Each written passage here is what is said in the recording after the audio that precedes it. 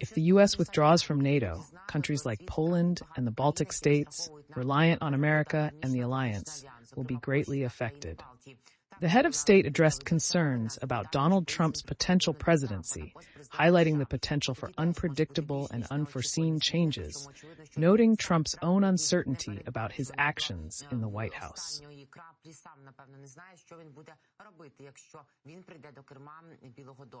I don't know who will be USA president, Zelensky says. I hope USA never leaves NATO because the world will lose many countries. Leaders like Putin will exploit smaller states relying on America, NATO, American leadership.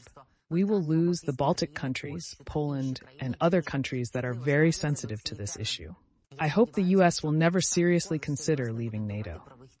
During an interview at the Ronald Reagan Presidential Foundation and Institute, Zelensky said, "It's not up to me. I share my thoughts."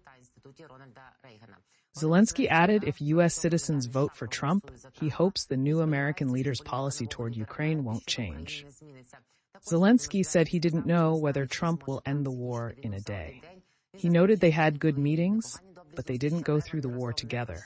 The president emphasized that in times of war, you understand who you can count on. Current American president, expected to deliver a speech at the NATO summit, is now in office. In particular, they were also waiting to see if Biden would not get stuck, if he would be able to speak meaningfully and complete his sentences after his disputes with Trump. Many focused on Biden's opening remarks and subsequent speeches during the NATO Anniversary Summit in Washington. Some, including Russian propagandists, expected an opportunity to criticize his speeches with the hope of finding weaknesses that could be used to attack him in the future. Why are they attributing different things to Joe Biden? His speech at the opening of the NATO Anniversary Summit was logical, consistent, clear, and meaningful. He said that Ukraine could stop Putin. It is true that Biden noted that he had already stopped Putin at a certain stage, but he believes that we can completely stop the aggressor. This is the opinion of the current U.S. president.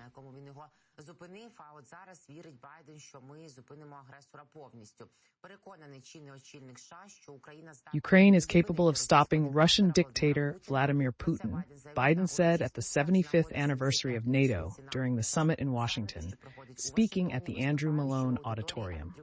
Let me remind you that it was there that NATO signed the North Atlantic Treaty 75 years ago. Addressing NATO allies, he emphasized, "Together we are building a global coalition to support Ukraine with economic and humanitarian aid and necessary weapons for its defense. Include tanks, armored vehicles, air defense systems, long-range missiles, millions of ammunition." Biden reminded us that the U.S. and nearly 20 allies have signed security agreements with Ukraine, and more countries will follow. Putin will be removed from our territory and from the face of the earth. Putin's ongoing aggressive war against Ukraine seeks to subjugate the country, destroy its democracy, nation, and culture, and erase Ukraine from existence. We know that Putin will not stop at Ukraine, but make no mistake, Ukraine can and will stop Putin.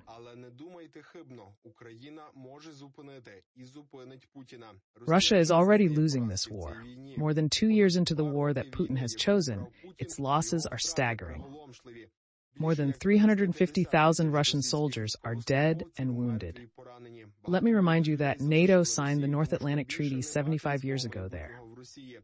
When this senseless war began, Ukraine was a free country.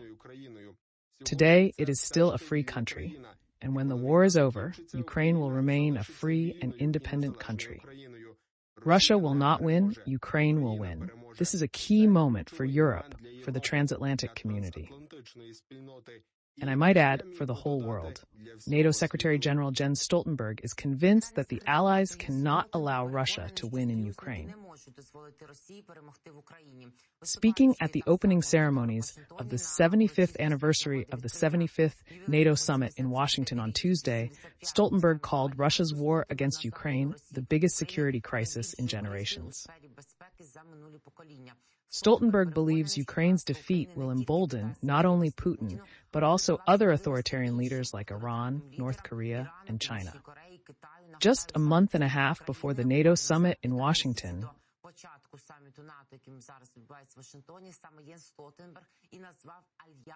Stoltenberg labeled these countries an authoritarian alliance.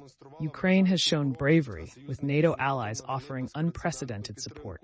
But let's be honest, even our support for Ukraine was not a given. This is not easy because our support involves costs and risks.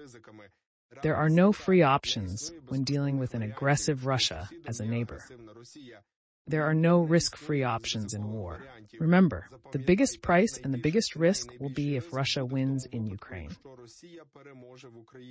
We cannot allow this to happen. Ukraine's defeat will not only give President Putin courage, but it has given other authoritarian leaders in Iran, North Korea, and China. They all support Russia's brutal war. They all want NATO to fail. Thus, the outcome of this war will determine global security for decades to come. It's time to stand up for freedom and democracy. The scene is Ukraine. So the focus is on Ukraine, but unfortunately, it seems Putin and the RF are at times waging war against the entire West. They openly claim they are under attack from the entire civilized West, over 50 countries, not just defending against NATO. It's seen as an existential civilizational war, with Putin's regime pitted against the entire West, fought on our territory at the cost of our lives. The West seems to grasp the severity of the bloody conflict Putin has initiated.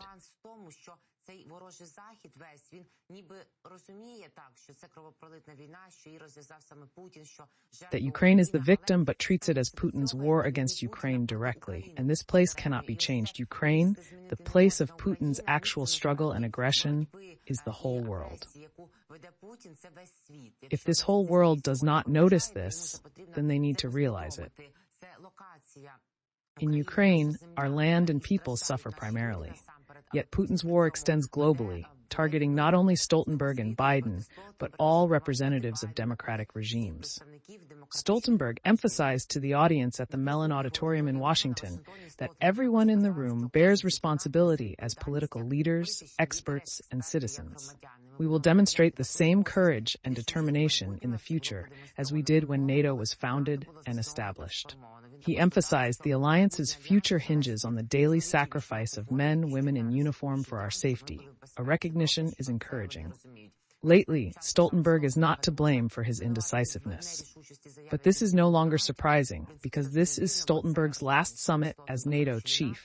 He was appointed to this position in 2014, just a few months after Russia attacked us, annexed Crimea, and started a war in Donetsk and Luhansk regions. Former Dutch Prime Minister Mark Rutte has now been elected as the new head of NATO. Stoltenberg has twice extended his term in office. Rutte will take over the direct leadership of the alliance de facto in October this year, when Stoltenberg-Rutte's term of office ends. Since his election, he has had the support of all 32 member states of the alliance. He emphasized that support for Ukraine will remain unchanged and steadfast, continuing the policy of his predecessor. Overall, decisions within the North Atlantic Alliance are made by consensus among member states and participants, so we are not concerned about any radical changes, including in leadership.